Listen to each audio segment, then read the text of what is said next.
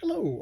The 1969 crime novel, The Moonshine War by Elmore Leonard, great dean of crime novels, is set in 1931, just at sort of the end, you can tell the end of Prohibition in Kentucky, where you can tell they don't really give a crap about. They don't really give a crap about prohibition. At the start of this novel, the main protagonist, Son Martin, gets informed through a messenger boy from a hotel that the police are coming to do their raid. And it's like, oh, I guess it's my turn. So indeed, yeah, the cops show up and they drink the moonshine and they chat and stuff like that. But you can tell it's not taken seriously. You find out in the course of this novel that there have been torrential rains, floods that have washed away basically all the kind of arable land in these regions, and the way that people support themselves, the way that people survive, is through running stills and selling the proceeds to a very thirsty country, where they have little respect for the forces behind prohibition, referring to it as, I think it's titless feminists or old teetotaling reform women trying to tell me what to do with my life, that sort of attitude. Now, into this situation very quickly comes Son Martin's old army buddy, a fellow named Frank Long, who Son, in a moment of he can't even figure it out himself, kind of stupidity, he confided to him over one night drinking that his father, now deceased and is buried up on a hill with a light above it, because he's an old miner and he doesn't want to be lying there in the dark as an old miner. That his father had, while he was away in the army, had stilled like 150 or 160 barrels of finest Kentucky whiskey, and it's been aging for 8 years, so it is primo stuff. And Frank has gotten himself a new job out of the army. He is a prohibition officer, a federal prohibition officer, and he's like, yeah, thank you very much. I will take that. I will take those 150, 160 barrels, because it's calculated and it comes up to a very tidy sum to do it. Except Son's like, no, I'm not going to do that. You'll never find it. It's hidden. No one knows where it is except me. No. And thus starts the Moonshine War. This is set in 1931. The novel starts out with one of the characters at the very first, page number one, using the N word. Right at the start of this novel, which was a hard punch in the head. You don't know at that point. I was reading at that point. It's like, is this somebody who's supposed to be a good guy? What's going on here? How do I feel about that kind of language getting used in what, I guess could be argued it's a crime novel. It's a lean, mean crime novel by Elmore Leonard. Like, how do I feel about that language being used? I mean, yes, I know in 1969 that was probably not as much of a consideration for at least white readers, who are the probably primary audience of Elmore Leonard. But like, how do I feel about it now? I mean, I think for myself, because I continued reading the book after page one, is I take my entertainments very seriously.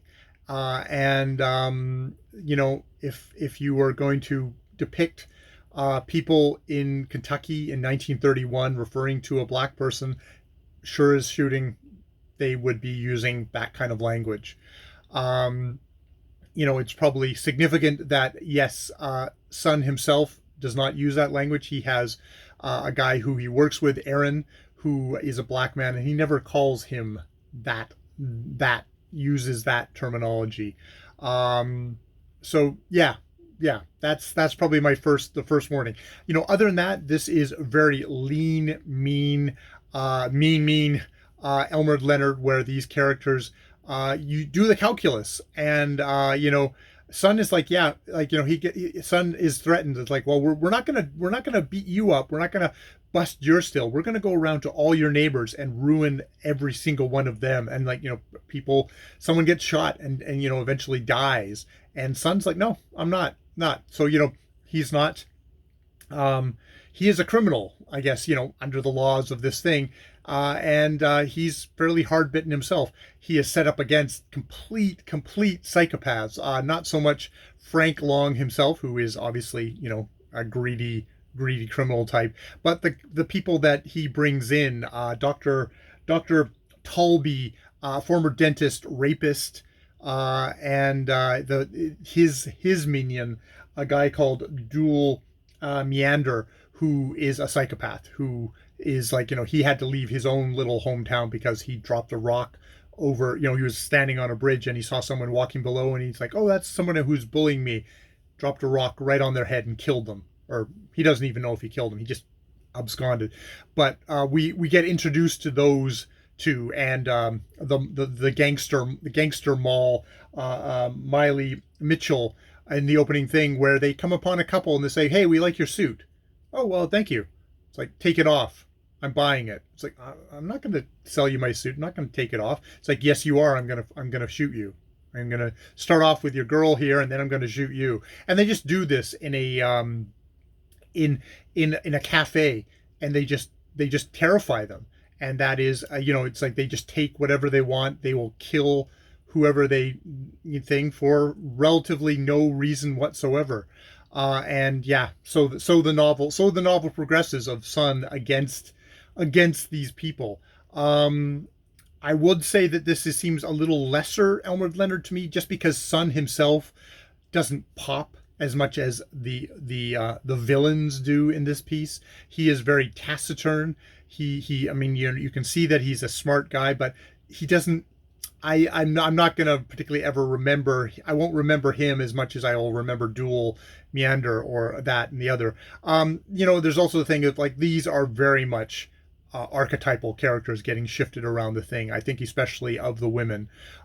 Son Martin has a woman that he does seem to have affection for, does care about, Miss Lyons, and she's sort of the good character. But then you also get some Miley Meanders, who is very much just, if you have kind of, it's Madonna horror kind of idea, and it's like, wow, Miley Mitchell definitely comes in that, is this 18-year-old girl who just will sleep with anyone, sleeps with Son, is just there for kicks basically, and has sort of very little kind of what you consider like her own working psychology there. So it's a very, I hate to call this a male book, because it's not. It's like, this is just kind of caricatures going around, but they don't. Some of them are entertaining and kind of pop off, and it's like in that crime calculus of like, who's going to win, and like, the showdowns and stuff like that. I that was good, but yeah, it's not really what I would call top flight Elmore Leonard, but it's super quick Elmore Leonard. And man, when this novel is done, when the second things are resolved, this book ends, and I really enjoy that. This is a 220 page novel, and it's like, yeah, Elmore Leonard has cut out all the boring parts. He is not going to have some kind of long boring denouement where we're going to kind of go through the characters and stuff like that. It's like, no, we are done. Click. It is over. We have resolved everything in one final explosive situation, and that's the end of it. So, I think your mileage will vary. It was fine. I enjoyed. All right, more videos later.